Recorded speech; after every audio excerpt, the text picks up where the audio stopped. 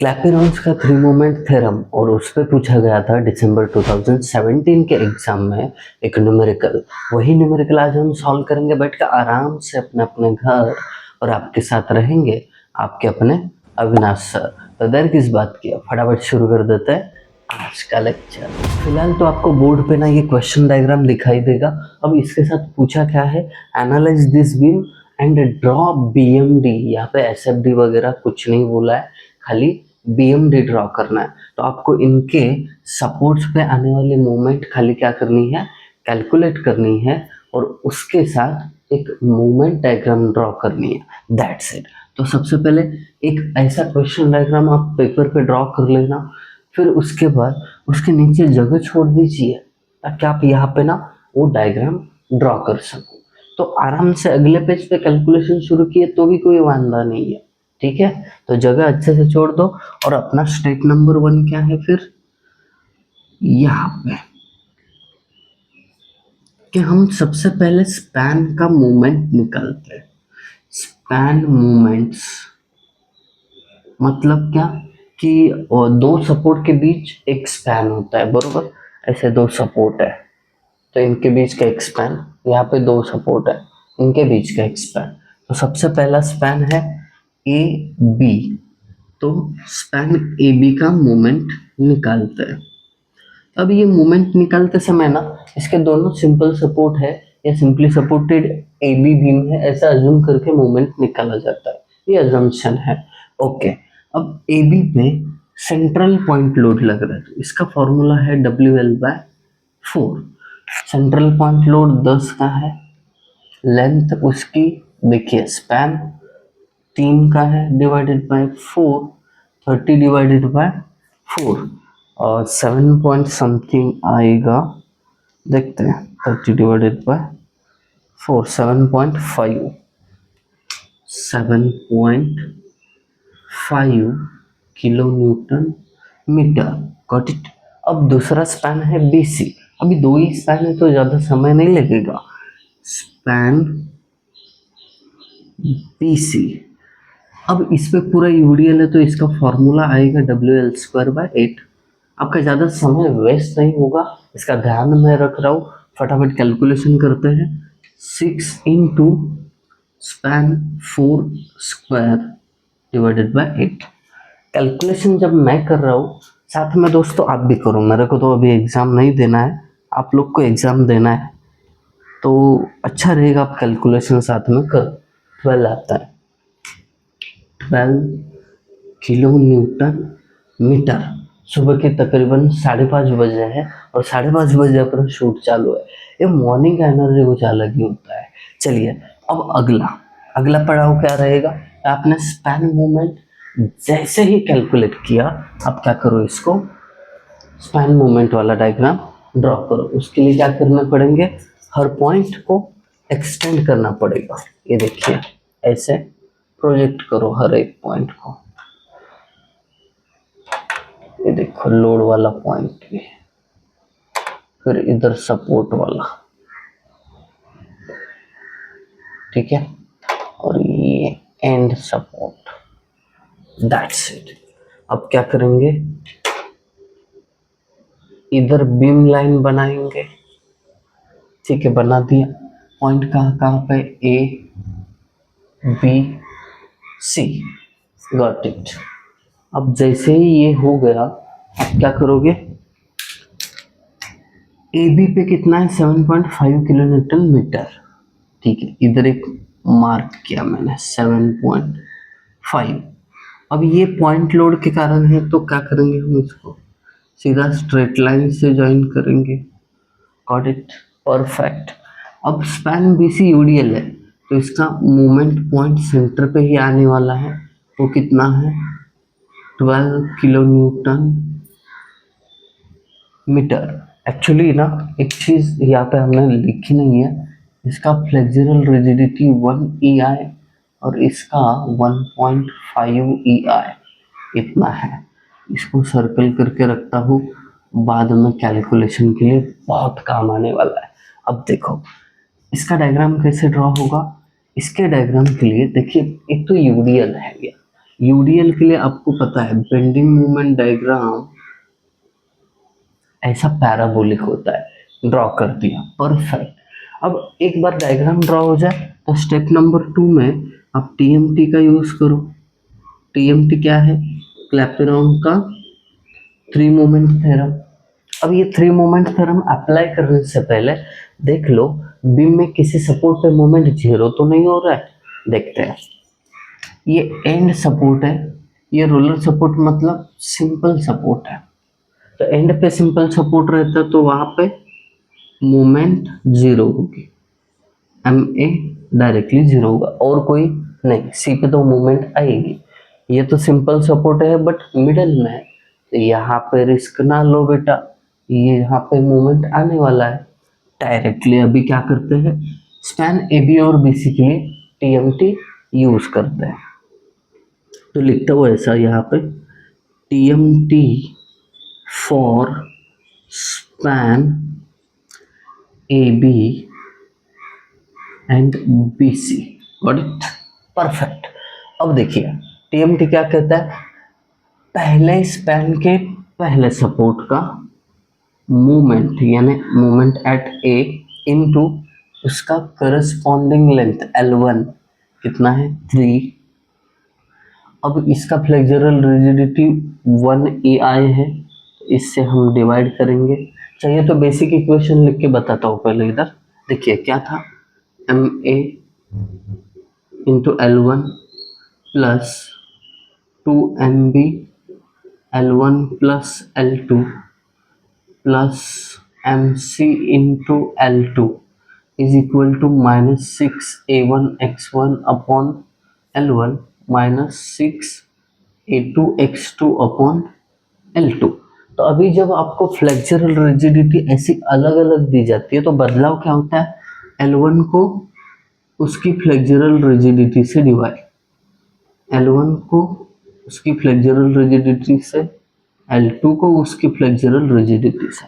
E1 I1 क्या है इधर 1 EI और E2 I2 क्या है 1.5 EI।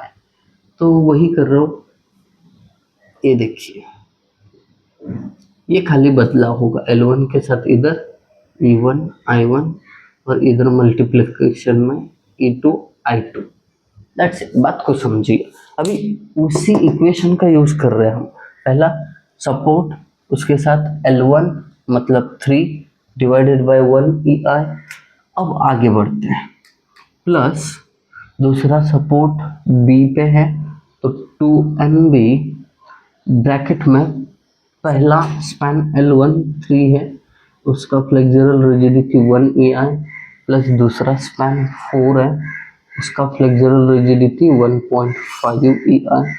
That's it, plus moment at C into LC sorry L2 4, उसका flexural rigidity 1.5 EI is equal to, अब राइट साइड के उस साइड का है -6 इंटू A1 मतलब इस डायग्राम का एरिया क्या होगा 1/2 इंटू बेस 3 मीटर और हाइट 7.5, गॉट इट। ये ट्रायंगल है तो इसका एरिया ऐसे आएगा। फिर x1 क्या है, x1 मतलब ये पहले डायग्राम के CG का डिस्टेंस फ्रॉम लेफ्ट। अभी देखा जाए तो ये इक्वी डिस्टेंट है, इसका जो एपेक्स है मतलब आइसोसेलेस ट्रायंगल है, इसका जो CG है ये हाफ पे आएगा, स्पैन के हाफ पे। ये अगर 3 है तो 1.5 इसका x1 हो गया, डिवाइडेड बाय L1 है 3 इंटू उसका फ्लेक्सुरल रिजिडिटी 1 EI। समझ रहे हो, ये वाली चीज लिखे। दैट्स इट, आगे बढ़ते हैं। -6A2 ये है A2 डायग्राम। इसका एरिया कैसे निकालते हैं, 2/3 of base into height. 2/3 of base कितना है 4 और हाइट 12 इंटू इसका राइट साइड से CG कितने पे होगा, वो x2 होगा, हाफ पे होगा, 4 का half 2। That's it, divided by L2 4, उसका फ्लेक्सुरल रिजिडिटी 1.5 EI।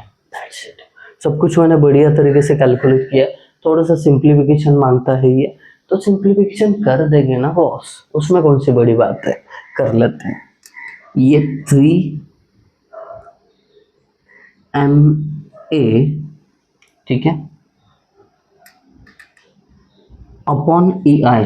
अभी ई आई की कहानी देखो, बाद में ना कट होने वाला है ये, ठीक है, फिलहाल तो लिखता हूँ मैं 3/1 ई आई मतलब ई आई प्लस, ये देखिए इधर क्या होगा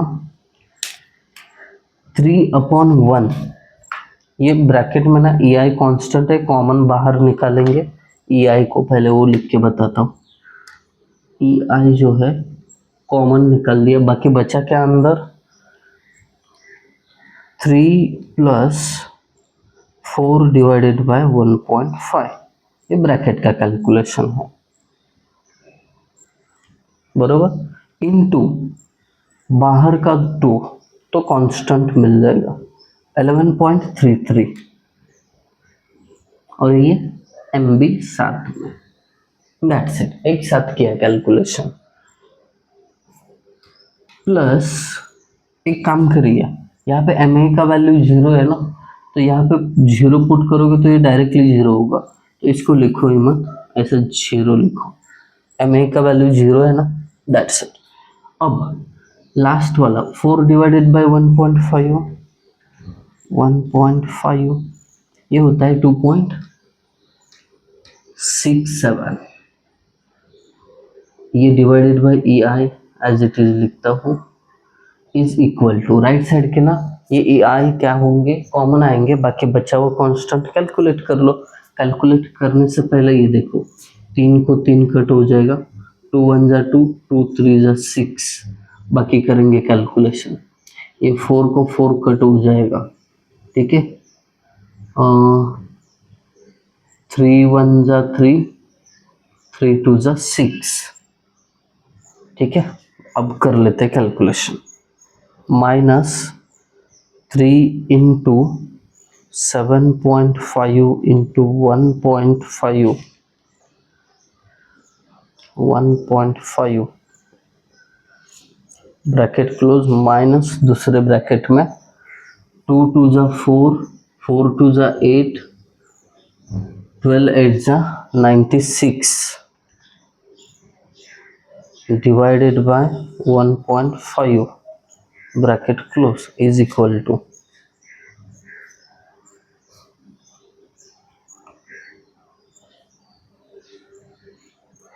-97.75 आ रहा है, -97.75। आई होप कैलकुलेशन सही होगा, चाहिए तो एक बार रिवीजन मार लेते हैं। -3 × 7.5 × 1.5 पहला ब्रैकेट क्लोज, माइनस दूसरे ब्रैकेट में 2 2 = 4, 4 2 = 8, 12 8 = 96 डिवाइडेड बाय 1.5 -97.75 सही है।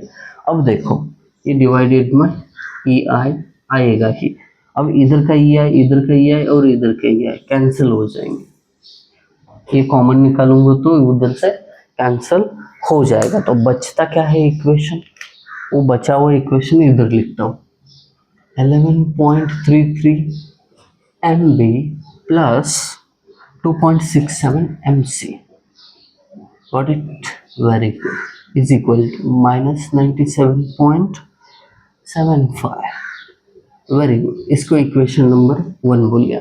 बाबू मुझे हिम्मत कभी भी हारने का नहीं, जब तक हमारा काम नहीं होता लगे रहने का, डटे रहने का। मुझे कंटाला आ रहा है, मुझे आलस आ रहा है, नहीं चलेगा, आज करोगे आलस तो कल करियर बर्बाद होगा, इसीलिए आज आलस नहीं करते हैं, फटाफट सॉल्व करते हैं। पहला इक्वेशन तो मिल गया। अब देखो, अब आपको इस साइड पे कौन सा टाइप का सपोर्ट है, फिक्स सपोर्ट है, तो जब भी किसी एंड पे फिक्स सपोर्ट आएगा ना, तो याद रखना इसको ऐसे एक्सटेंड करके एक पॉइंट ले लो C0, ठीक है। अब ये होता है इमेजिनरी स्पैन जिसका लेंथ L0 है, ठीक है। Imaginary span. ये क्यों लेना पड़ता है? क्योंकि फिक्स सपोर्ट पे कुछ ना कुछ मूवमेंट होती है और हमारे पास दो अननोन है, एम बी और एम सी, बट स्पैन दो ही है, तो इक्वेशन एक ही बन रहा है और एक इक्वेशन चाहिए, वो निकालने के लिए ये स्पैन लिया। तो अब ये स्पैन जैसे ही लिया, तो अब क्या करोगे आप, स्पैन बी सी और सी सी जीरो, इसके लिए टी एम टी अप्लाई करोगे, T M T for B C and C C zero. Got it? अभी एप्लीकेशन कैसे होगा बता देता हूँ, देखिए कैसे, बिल्कुल सिंपल है।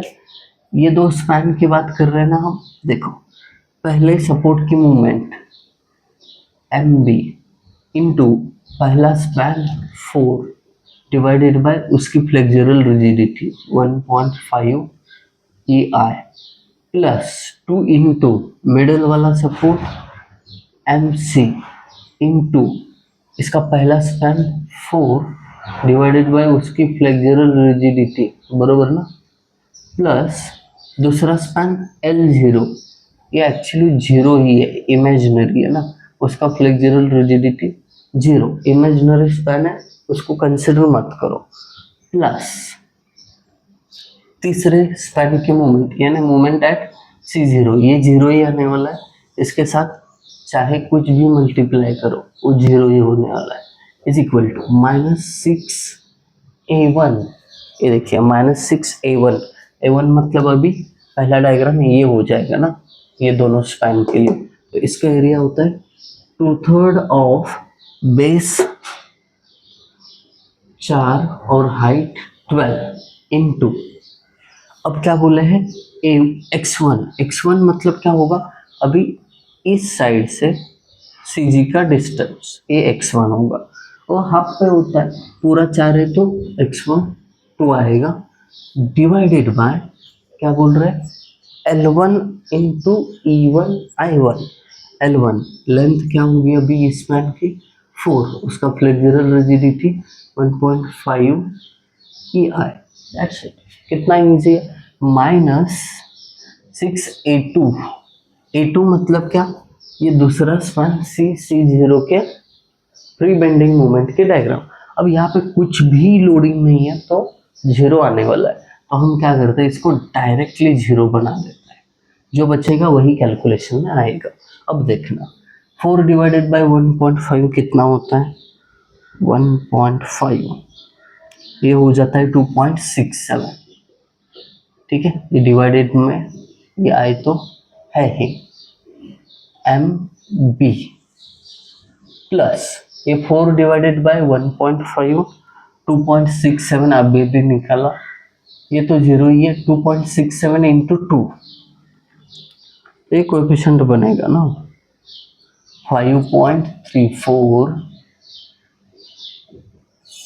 मूवमेंट सी, ये डिवाइडेड में ई आई इधर का है ही, एम सी ये जीरो होने वाला है तो इसको लिखो मत, चाहिए तो ऐसे करो, plus zero is equal to, ये जीरो है, खाली ये कांस्टेंट को आपको निकालना पड़ेगा, 3 1 जा 3, 3 2 जा 6, 4 को 4 कैंसिल, और 2 2 जा 4, 2 2 जा 4, 4 2 जा 8, 12 8 जा 96 डिवाइडेड बाय 1.5, तो 96 डिवाइडेड बाय 1.5 64 आता है, -64, ठीक है। थोड़ा सिंप्लीफाई करते हैं, डिवाइडेड में ई आई इसका है ही, ए साइड का ई आई ए साइड का ई आई चला गया, इक्वेशन क्या बनेगा 2.67 M B plus 5.34 M C is equal to